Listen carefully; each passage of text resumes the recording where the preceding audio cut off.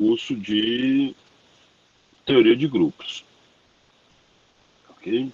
A ideia de fazer essa videoaula sobre teoria de grupos surgiu pelo fato de que o seguinte, teoria de grupos é mais ou menos o assunto básico de todo o curso de estruturas algébricas. Tá certo? E a respeito da importância dessa disciplina para o curso de licenciatura, é porque teoria de grupos é uma teoria básica para todas as operações e conjuntos numéricos que existem na matemática. Muitas vezes, tanto nesse curso de teoria de grupos como no curso de teoria dos números, está a base de todo o ensino de matemática, desde o começo, quando você está estudando adição, subtração, propriedade da adição, propriedade da multiplicação. Muitas vezes você, quando está estudando isso, você pensa, você quer, para que eu estudo todas essas propriedades? Essas propriedades, elas são importantes porque são elas que dão sentido às operações numéricas.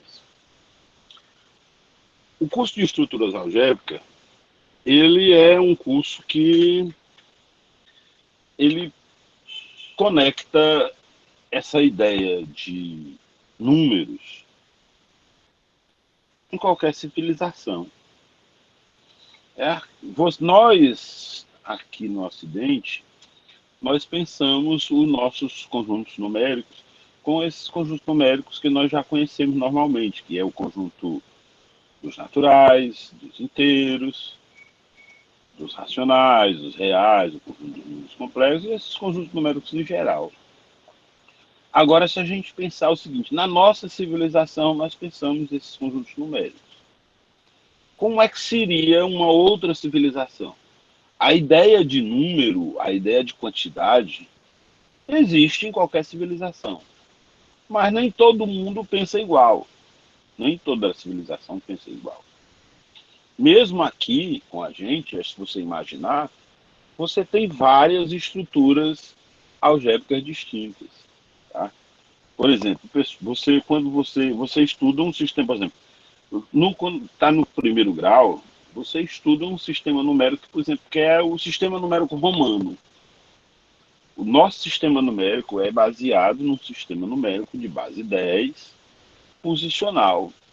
O sistema romano não era. O sistema numérico romano ele era um sistema baseado em base 5 e não era posicional. Era um sistema numérico teoricamente muito ruim. Tá certo? O pessoal comenta muito que a Roma cresceu. Roma cresceu foi porque ela utilizou muitas vezes as coisas que ela aprendeu, ou aquela civilização aprendeu, daquelas outras civilizações que eles tomaram. Como eles eram um povo guerreiro, eles dominaram quase que o mundo inteiro da época, e eles absorveram o conhecimento das outras civilizações que não eram romanas. Existem brigas homéricas, tá? Principalmente quando houve na Idade Média, porque a igreja queria que o Ocidente utilizasse o sistema numérico romano. Mas o sistema numérico romano é muito ruim. Você já imaginou o trabalho que deve ter você somar grandes quantidades ou multiplicar grandes quantidades no sistema numérico romano? Isso é uma complicação. Eu, particularmente, não conheço nenhum método para fazer adição e multiplicação, pelo menos decente, da forma que eu imagino, no sistema numérico daquele. Mas a igreja católica, porque queria que o sistema numérico que se usasse fosse o romano. E depois de várias brigas entre as comunidades, entre as pessoas que estudavam, as pessoas que precisavam fazer conta, comerciantes, banqueiros, ou o pessoal que lidava com dinheiro, várias brigas com a Igreja Romana, conseguiram utilizar o sistema numérico, esse sistema numérico que nós usamos, base 10. Esse nosso sistema numérico é um sistema arábico. Então, e colocou-se o sistema romano para utilizar alguma coisa, tanto que se colocou como ponteiro de relógio, capítulo de livros, numerou o capítulo de livro dessa forma. Isso é uma homenagem, porque realmente o sistema numérico romano é muito ruim. Outras civilizações, por exemplo, os maias, se eu não estou enganado, os maias usavam base 8. O sistema numérico maia ia de 0, 0, 1, 2, 3, até o 8. Ou até o 7. Então, eles usavam o sistema numérico. Assim, foi uma civilização muito importante, muito desenvolvida. Essa civilização viveu aqui na América do Sul. Você teve também os astecas. Os astecas, se eu não estou enganado, eles usavam base 20. Agora você imagina uma outra civilização qualquer. Supondo que exista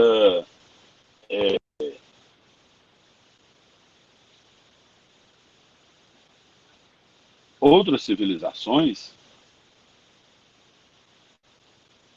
Por favor, deixa o slide. Supondo que exista outras civilizações,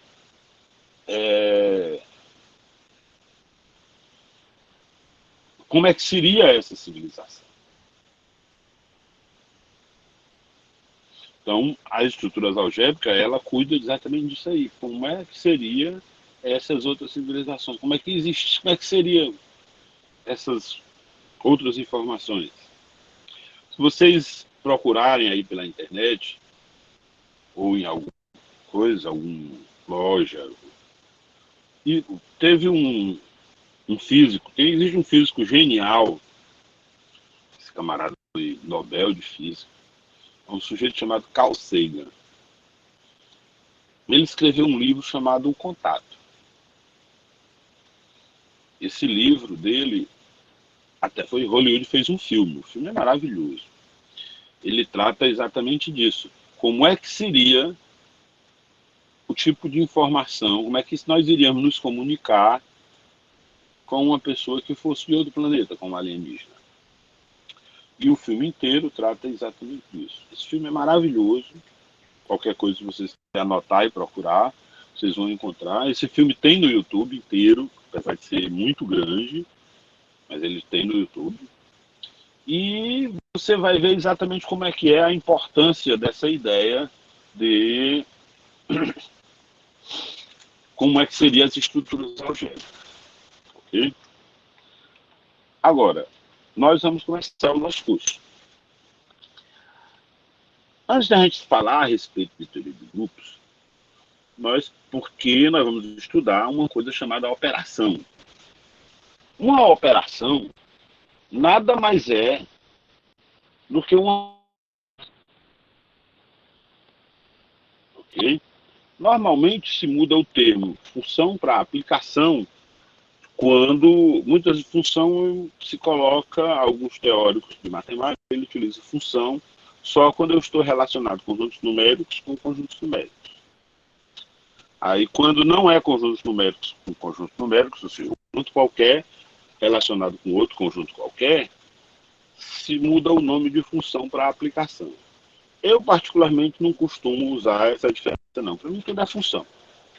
Então, nós precisamos imaginar o que é uma operação. A primeira coisa que você tem que falar é a respeito de uma operação binária. Ou simplesmente uma operação. Uma operação binária sobre um conjunto A qualquer, não vazio, é uma função que pega cada elemento do conjunto A cartesiano A e associa a um outro elemento do conjunto A. Ou seja, essa função pega cada par xy, pertencente a A cartesiano A, e associa a um único elemento do conjunto A. essa função é denotada por x estrela y. Eu estou colocando x estrela y, porque a minha operação é a operação estrela ou asterisco. Porque eu não sei qual é. É uma operação qualquer. Então, por isso que eu associo a estrela. Então, como é que se comporta essa função? Ela pega elementos do A cartesiano A e associa com elementos do conjunto A. Ok? Para ser operação, tem que ter o seguinte: cada elemento do A cartesiano A está associado a um único elemento do conjunto A. Essa é a ideia de operação binária. Ok? Essas operações binárias, algumas delas, nem todas, gozam de propriedades. Nós vamos agora ver essas propriedades. Por favor, Carol, passa o slide. Primeira propriedade importante para nós é a propriedade comutativa. Tá? Uma operação estrela sobre um conjunto A, ela é comutativa quando essa operação realmente comuta. Ou seja, se eu tenho x operado com y é igual a y operado com x, para todo xy pertencente a A. Exemplos. Nós temos a adição de números inteiros. A adição de números inteiros é comutativa. Qualquer que seja xy em z, x mais y é igual a y mais x. Nós temos a multiplicação de inteiros, também é comutativa. Ou seja, x vezes y é igual a y vezes x, para todo xy em z. Já a multiplicação de matrizes, ela não é comutativa. Okay? Por exemplo, dado duas matrizes A e B, A vezes B é diferente de B vezes A. Muitas vezes nós ainda temos pior. A vezes B existe, mas B vezes A não existe. Eu não posso, existem casos de matrizes, nem todas as matrizes eu posso multiplicar. Então, esses são 3 exemplos da propriedade comutativa. Próximo slide, por favor. Aí nós temos a associatividade. Uma operação sobre um conjunto A é associativa quando eu posso ter o seguinte: x operado com parênteses, y operado com z, é igual a x operado com y operado com z, para todo xy pertencente a A. Muitas vezes vocês imaginam, eu não sei como é que era a cabeça de vocês, mas a minha, eu imaginava, para que eu estudo esta tal associatividade? Para que ela serve? Para que eu perco meu tempo estudando propriedades de conjuntos numéricos? Acontece, pessoal, que se a gente não tivesse o conjunto dos inteiros, por exemplo, não aceitasse a associatividade, nós não teríamos como fazer operações de mais de 2 números. Porque se eu mudar a ordem das operações, mudou o resultado. Então é isso que a propriedade associativa me diz. Por exemplo, a adição de números reais, ela é associativa. Ou seja, x mais y mais z é igual a x mais y mais z, para todo x, y, z em R. A multiplicação de reais também é associativa. X vezes y mais z é igual a x vezes y vezes z, para todo x, y, z em R. Já a subtração não é. Por exemplo, se eu tivesse 5 menos, parênteses, 2 menos 1, fecha parênteses, isso seria igual. O parênteses me diz que a primeira operação que eu tenho que fazer é a operação que está dentro do parênteses. Então, eu repito 5 e vou fazer a operação que está dentro do parênteses. 2 menos 1 é 1. E eu vou ter 5 menos 1, que é 4. Já a parênteses 5 menos 2, fecha parênteses, menos 1, isso é igual. Bem, 5 menos 2 é a primeira operação que eu faço. 5 menos 2 dá 3. Menos 1, que dá 2. Ou seja, a subtração não goza da associatividade. Se eu mudar a forma de eu associar a subtração, eu mudo o resultado. Ok? Então nós temos isso daí. O próximo slide, por favor. A respeito do elemento neutro. Um elemento pertencente ao conjunto A, é denominado elemento neutro para essa operação estrela sobre o conjunto A, quando x operado com E é igual a E operado com x, que é igual a x, para todo x em A. Certo? Quer dizer, você operar com este tal elemento neutro não altera o x.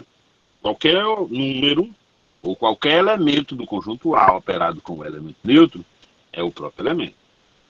Por exemplo, o 0 é o elemento neutro da adição de inteiros. O 1 é elemento neutro da multiplicação de inteiros. A matriz identidade n por n é o elemento neutro da multiplicação de matrizes n por n.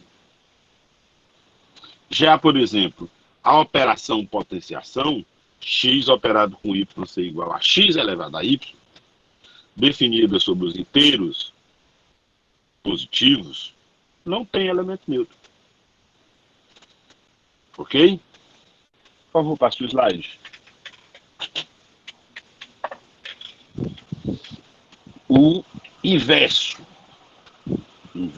ou simétrico, são os nomes que dá para este elemento.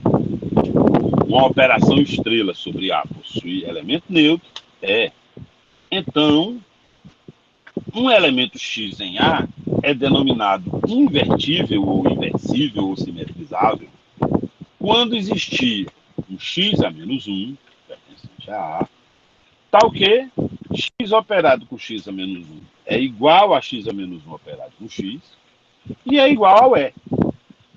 Essa é a ideia de elemento neutro. O outro slide, por favor. Exemplo. Todo x pertencente a Z possui inverso com relação à operação adição de inteiros, que é o menos x. Por exemplo, o inverso, que é chamado também de inverso aditivo ou simétrico. Por exemplo, o 3, nós temos o menos 3.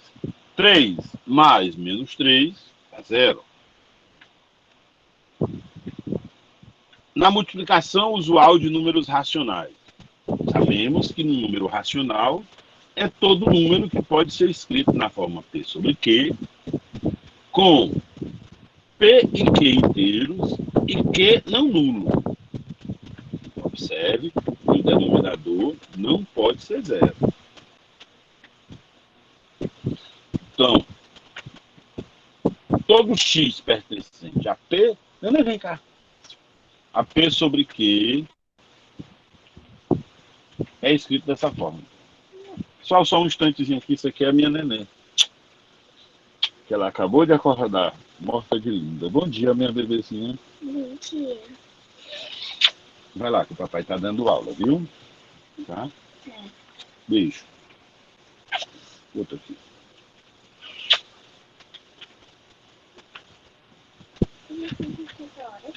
Oi? O que é que tu faz agora? Vai lá para Eu tô agora. São 9 horas e 35.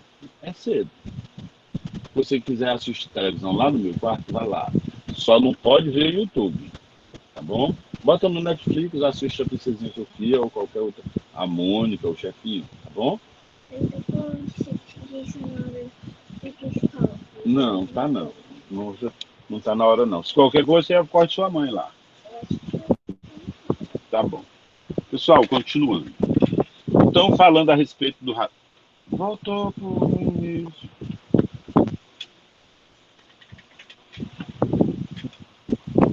É o próximo slide, é isso.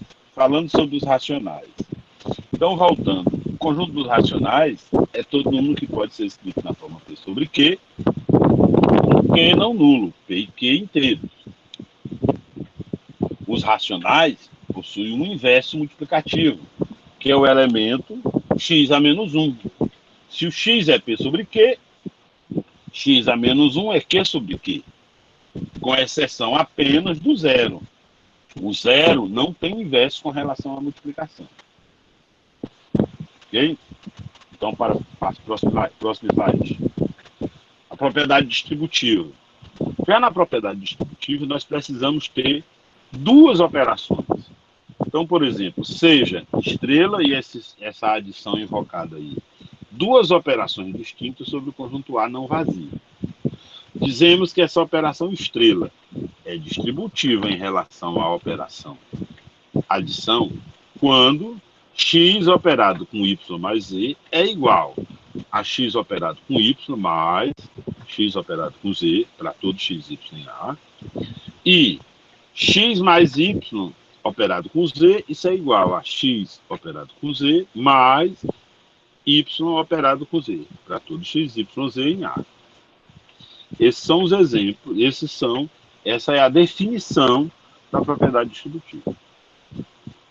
Por exemplo, no conjunto dos números inteiros, a multiplicação é distributiva com relação à adição. Ou seja, x vezes y mais z, isso é igual a x vezes y mais x vezes z. E x mais y vezes z é igual a x vezes z mais y vezes z. Qualquer que seja x, y, z em z. Então, esse é um exemplo da propriedade distributiva. Passa aí para o próximo slide. Agora, muitas vezes, a gente, nessa ideia de que você está estudando estruturas algébricas, é muito comum a gente estar trabalhando com conjuntos finitos. Quando você está trabalhando com conjuntos finitos, essa coisa, tábua de uma operação, ela é extremamente útil. Essa tábua de operação nada mais é do que somente uma técnica para se usar uma operação e não ter tanto trabalho.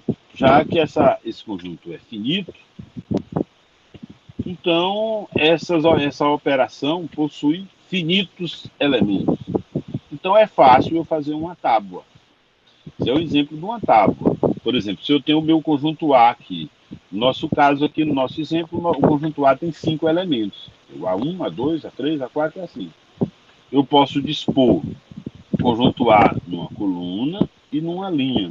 E fazer a relação de cada, ou o produto cartesiano do conjunto A com o conjunto A. Assim eu tenho A1 operado com A1. A1 operado com A2, A1 operado com A3 e A1 operado com A4, A1 operado com A5. E assim por diante. Dessa forma, eu consigo fazer uma tábua. Tá? Essa operação é verdadeira exatamente se cada AI operado com AJ der um resultado que está no conjunto A. Se não tiver essa operação, nem é operação. Continuando para frente, pessoal. Por favor, próximo slide.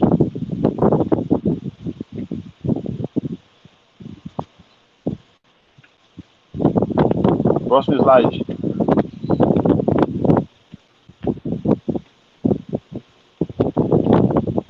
Próximo.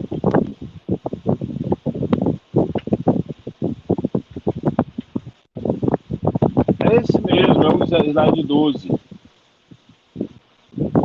No slide 12, nós temos o 11, por favor.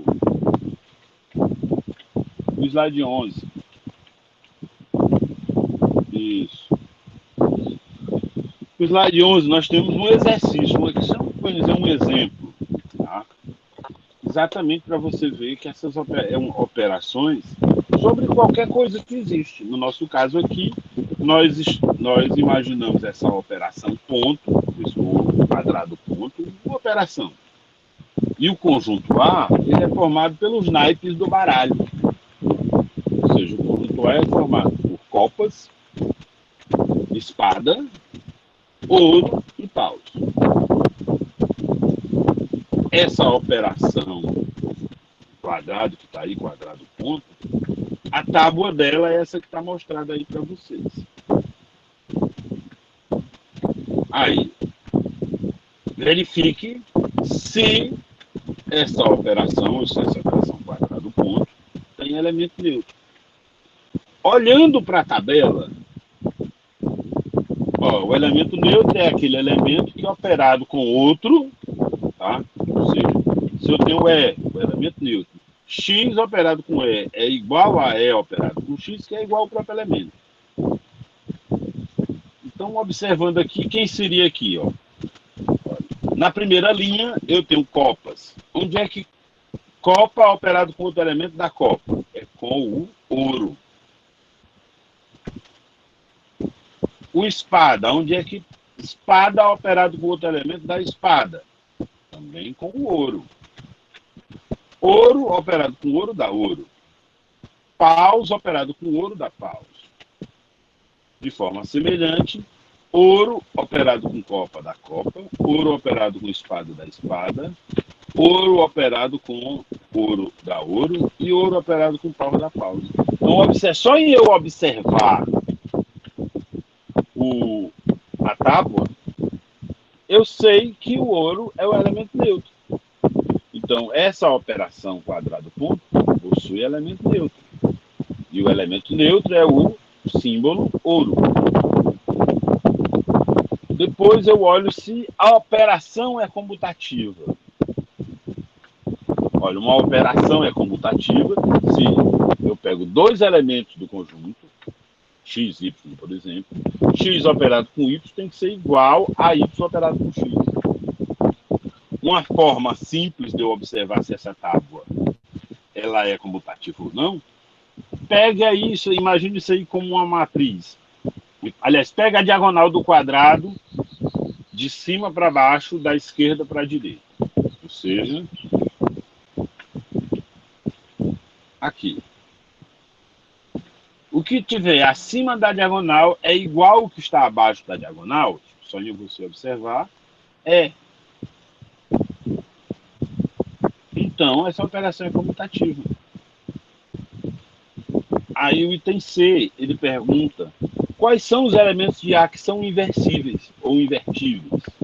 Ou seja, quais são os elementos de A, X operado com Y, que dá a identidade. A identidade, no nosso caso, é o ouro. Olhando para cá, quem é o simétrico ou o inverso de copa? O inverso de copa é a própria copa. Copa operado com copa dá ouro. Quem é o inverso de espada? Olha, espada operado com paus dá ouro. Paus operado com espada dá ouro. Então, espada, o inverso de espada é o paus. O inverso do paus é o espada. Então, e por último, nesse caso nós já colocamos tudo. E o ouro? Qual é o elemento que operado com ouro dá a identidade? O próprio ouro. Então, nós temos todo o problema resolvido aqui. Olha, como nós já resolvemos aqui falando, passa aqui para o slide 12, por favor. Slide 12 é tudo que eu falei. 13. Próximo slide. 13, o 13 também. O 14 continua tudo aquilo que eu falei. Passa para o 14. 15. 16. Aí o 17 é um próximo exemplo. Passa para o 17. Pronto. Aqui o exercício 17. O exercício do slide 17. Exercício do slide 17, nós temos uma outra tabela. Tá? Uma operação estrela, definida no conjunto B. Esse conjunto B ele é formado pelos elementos 1, 2, 3, 4, 5. E a tábua da operação estrela é essa daí.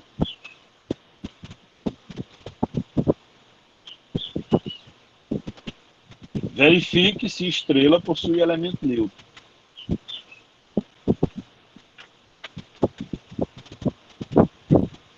Verifique se estrela tem elemento neutro, se ela é comutativa e quais são os elementos de B que são inversíveis. Passa aí para o próximo slide, por favor. Bem, primeira coisa. A primeira linha da tabela se repete na última.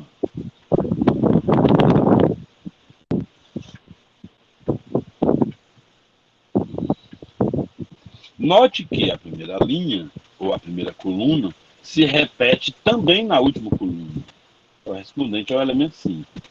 Significa que o E igual a 5 é o único elemento neutro dessa operação.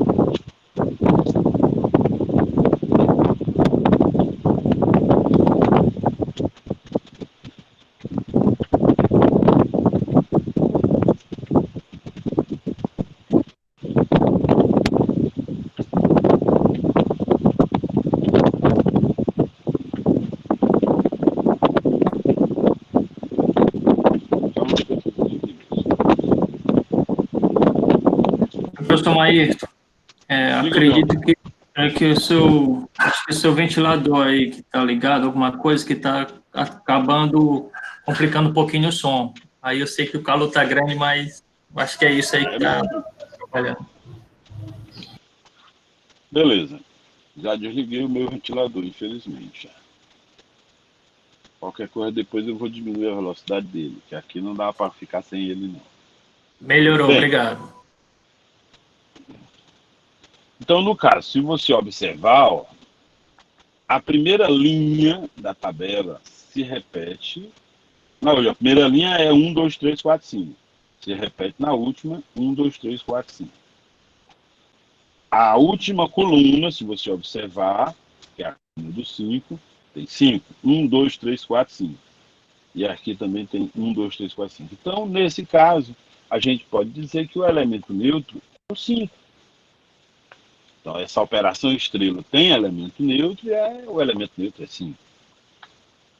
Depois, a tabela é simétrica com relação à diagonal. Ou seja, se eu imaginar a diagonal da esquerda para a direita, o que tem acima tem abaixo. Portanto, a operação é comutativa. E o elemento neutro aparece na tábua apenas uma única vez, que é o 5. 5 operado por 5 é. Fora isso, ele não tem mais nenhuma vez. Isso significa que 5 é o único elemento que possui inverso. Ou seja, 5 é o único elemento inversível. E o inverso de 5 é ele mesmo. Tá ok? Agora lascou. Bem, agora nós vamos passar. Eu não me lembro. Sem meu computador funcionando, vamos ver se eu faço aqui. Peraí.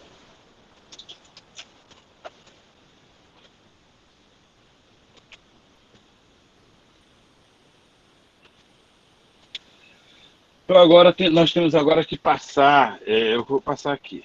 Eu não consigo passar. Passa aí para grupos. Depois de todos os exercícios, Carol, por favor.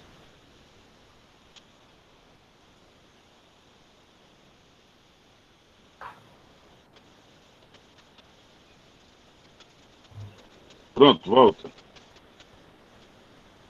Não, voltou demais. Certo, é aí.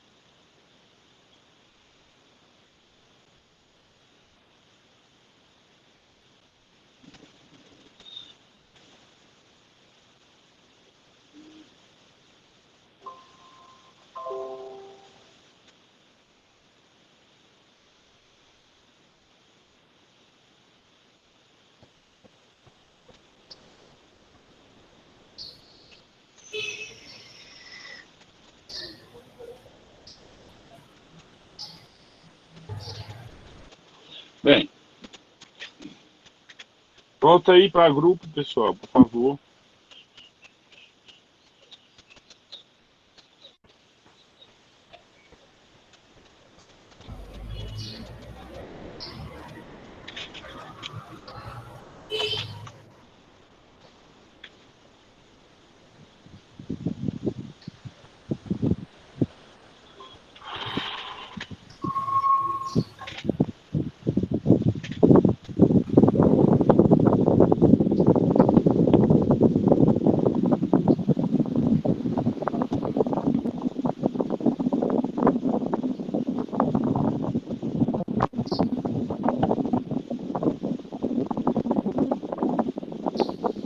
Pronto, beleza.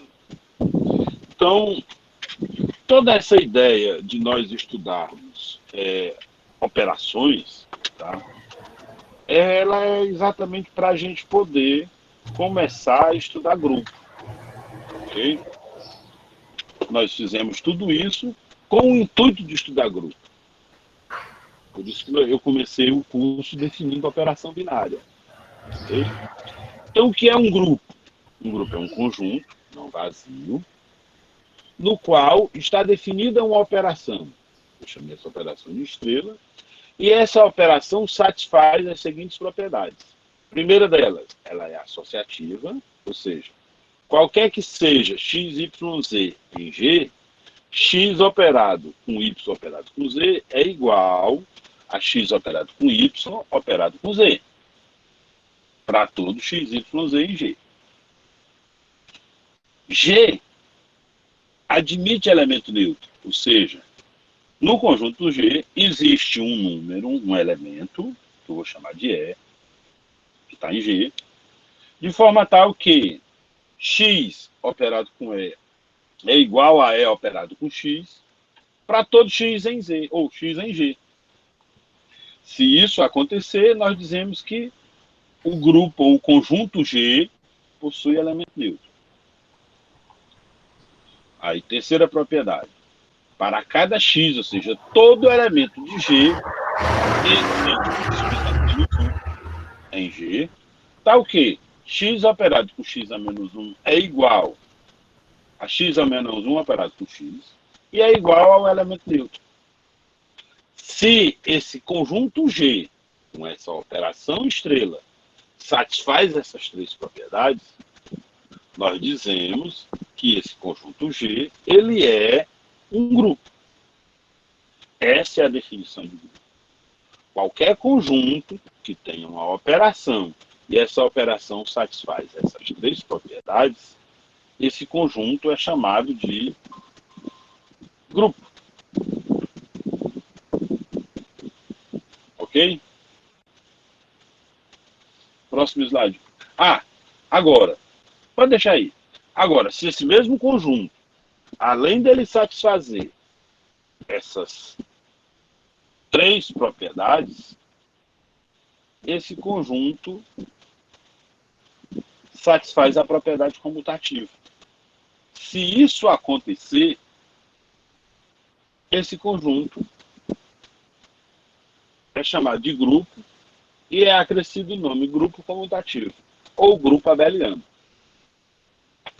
Esse nome abeliano é devido a um matemático que ele viveu por volta de 1700 e alguma coisa. Tá? O matemático é um matemático chamado Abel, foi um matemático extremamente produtivo, e esse matemático faleceu muito novo. Certo? E ele estudou muito essas coisas. Tá? Nessa época de 1700 e alguma coisa, tiveram dois grandes matemáticos. E esses dois grandes matemáticos faleceram muito jovens.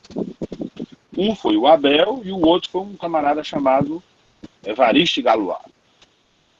Galois, ele foi exatamente uma coisa assim que tem de ser... Eu, particularmente, como um sujeito que estuda matemática, eu considero Galois como um gênio, um grande matemático. Se você imaginar um grande matemático pela sua produção, Galois é o maior de todos. Porque se você imaginar todos os problemas que a humanidade teve, a humanidade teve 4 grandes problemas. Desses 4 grandes problemas, Galois resolveu 3. A matemática teve. Primeiro, esses 4 grandes problemas duraram até ele, porque esses problemas existiam desde a época dos gregos. O primeiro problema era a respeito da quadratura do círculo. Ou seja, o que seria o problema, a quadratura do círculo? A quadratura do círculo era você encontrar um círculo com a mesma área de um quadrado, utilizando apenas régua e compasso. Lembrando que a régua não tinha medida. O segundo problema seria a trissecção do ângulo, ou seja, dado um ângulo, eu dividia esse ângulo em 3. Dividia em 3 partes iguais, utilizando régua e compasso. E o terceiro era o encontrar raiz de polinômio. O mundo, naquela época, sonhava em arranjar uma fórmula. Essa fórmula só tinha chamada de fórmula por racionais, porque só tinha operações racionais. De você encontrar raiz de polinômio. Dado um polinômio, eu encontro as raízes, utilizando dessa forma. E o quarto grande problema é exatamente z elevado a n igual a x elevado a n mais y elevado a n. Esse n maior do que 2, tá? Eu encontrar 3 inteiros que satisfaçam isso. Esse problema é mais moderno.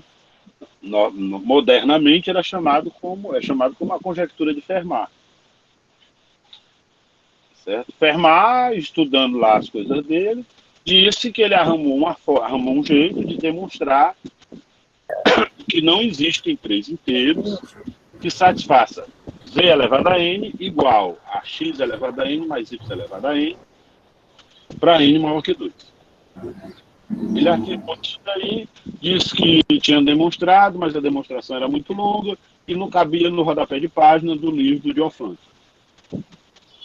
E dessa época em diante, todo mundo saiu atrás dessa tal conjectura de Fermat, arranjar essa forma de demonstrar isso. E foi demonstrada recentemente em 98 por um cara chamado Andrew Wiles. Depois desses 4 problemas, o Galois resolveu 3. Então, eu acho assim de uma genialidade gigantesca. Apesar de eu também considerar muito um outro matemático chamado Euler. Tá? O Euler, eu uma vez vi uma exposição do Elon, professor Elon Lages Lima. O professor Elon disse o seguinte, que ele teve uma época que ele estava pesquisando sobre os artigos publicados pelo Euler. E existe documentado que ele escreveu mais de 1000 artigos.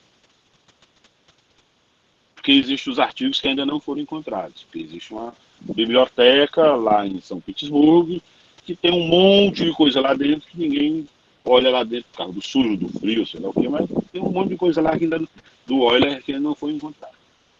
E eu imagino o seguinte, um matemático que produziu em uma vida mais de 1000 artigos. Olha, meu amigo, no normal de um matemático hoje, ele produz, quando o camarada é muito bom, ele produz um artigo de 2 em 2 anos.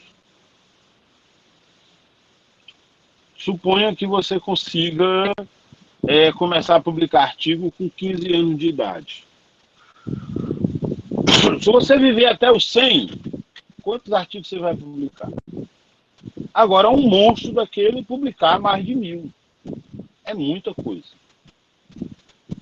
Então, e o trabalho do Euler é um negócio fantástico. Ele tem muita coisa importante para a matemática moderna. Ok? Bem, aí nós temos aqui alguns exemplos de conjuntos que é grupo. Por exemplo, o conjunto dos inteiros, com a operação adição, é um grupo.